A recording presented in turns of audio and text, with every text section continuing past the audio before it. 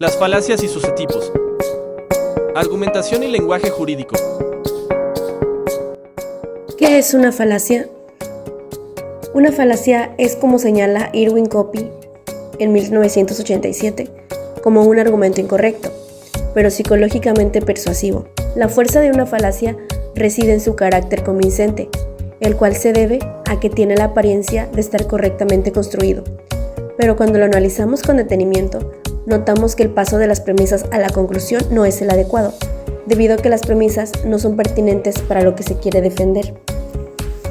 Las falacias suelen clasificarse en dos tipos: falacias no formales, las cuales entran en un razonamiento que se usa para convencer, no aportando razones, utilizando elementos irracionales para persuadir o sacar a la otra persona. Las falacias no formales o informales son aquellas que tienen errores en su contenido, es decir, en la información que se ofrece en las premisas para derivar de ellas la conclusión. Al ser tan amplia la manera en que podemos errar, resulta una tarea complicada elaborar una lista completa y trificada de ellas. Por eso, aquí te doy algunos ejemplos. Falacia ad hominem, dirigida contra el hombre. Falacia ad bacallum, se apela al bastón. Falacia ad verecundiam, se apela a la autoridad. Falacia ad populum, dirigido al pueblo, provocando emociones. Falacia ad ignorantiam, por la ignorancia. Tenemos también las falacias formales.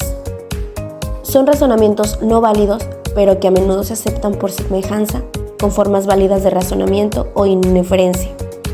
Se da un error que pasa inadvertido. Son aquellas que tienen errores en su forma, es decir, que violan alguna de las estructuras deductivamente válidas.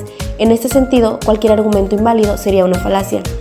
Así, por ejemplo, a partir de dos premisas como: si llueve, cojo el paraguas, y se da el caso que llueve, puedo concluir con validez formal que cojo el paraguas.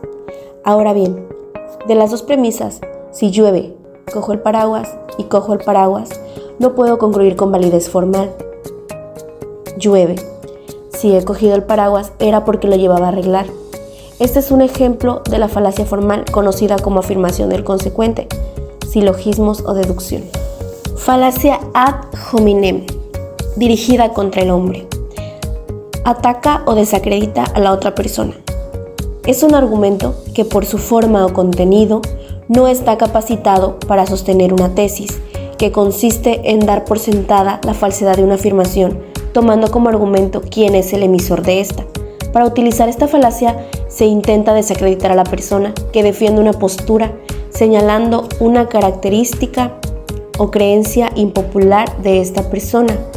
Ejemplo: los maestros dicen que no aprendemos, pero no hagan caso. Los maestros siempre exageran y nunca tienen la razón porque no son dignos de crédito. Los ecologistas dicen que consumimos demasiada energía, pero no hagas caso porque los ecologistas siempre exageran. Falacia ad bacallum, se apela al bastón. Es un argumento que permite vencer pero no convencer. Razonamiento en el que para establecer una conclusión no se dan aportes racionales, sino que se recorre a la amenaza, a la fuerza, al temor o al miedo. Es una falacia que implica sostener la validez de un argumento, basándose en la fuerza, en la amenaza o en el abuso de la posición propia.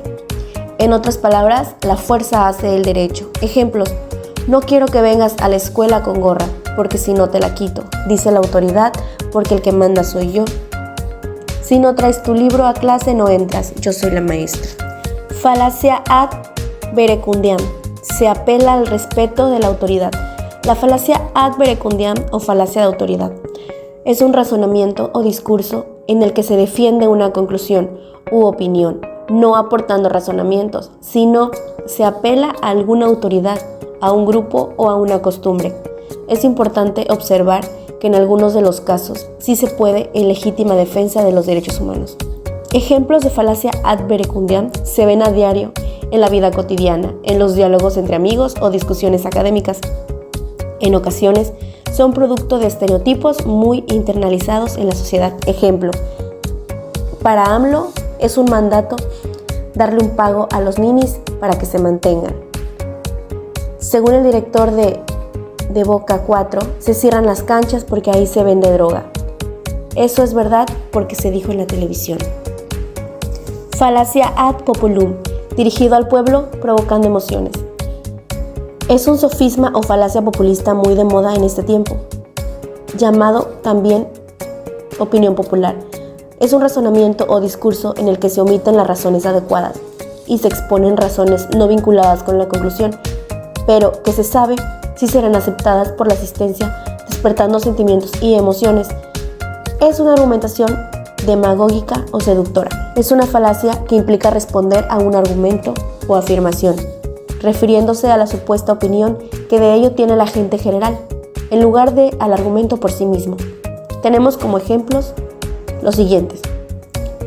Tenemos que prohibir la entrada de extranjeros porque les roban el pan y el trabajo a nuestros hijos. Compañeros, no hay que entrar a clase, es muy aburrida y yo no entiendo nada. ¿Y si la gente se tira por un puente, tú también te irías? Falacia ad ignorantiam. Es una falacia que consiste en afirmar que algo es verdad solo porque hasta el momento no se ha podido probar que es falso. Razonamiento en el que se pretende defender la verdad de una afirmación por el hecho de que no se puede demostrar lo contrario. Ejemplos. Mi horóscopo dice que hoy no me vista de rojo porque me va a ir mal. Me hicieron una limpia para que mis enemigos se alejen.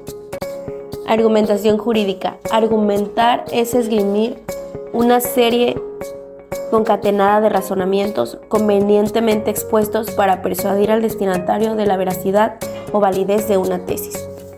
Tenemos tipos tradicionales de argumentación muy importantes, como la deductiva, aquel que concluye tomando como fundamento las premisas de sus antecedentes. Inductiva, intento de obtener enunciados universalmente válidos a partir de enunciados sobre casos. No se parte de premisas generales, sino más bien específicas o particulares, las cuales permiten inferir una regla general. Tenemos también la argumentación analítica, que se enfoca en dividir la propuesta en sus partes mínimas, encontrar la demostración de cada parte, realizar una metacognición para reconocer si todas las partes demostradas también demuestran todo.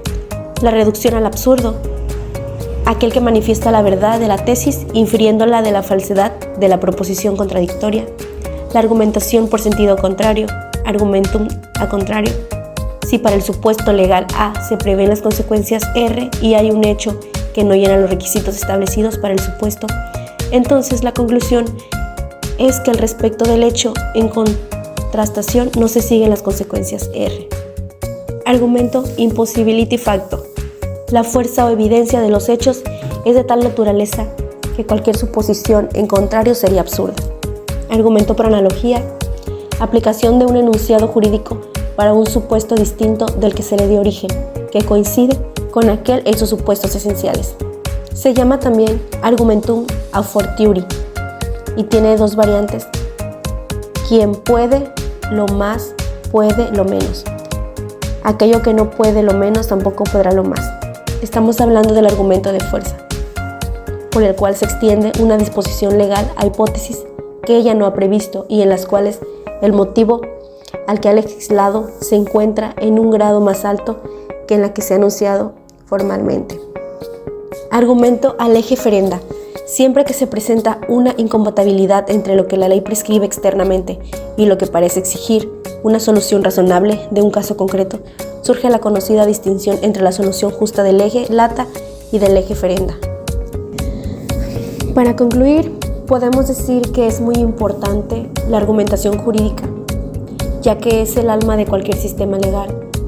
Permite a los profesionales del derecho presentar sus casos de manera coherente y persuasiva, ayudando a determinar el resultado de un litigio. Si bien las falacias no suelen ser siempre 100% coherentes, te ayudan a persuadir de cierta manera.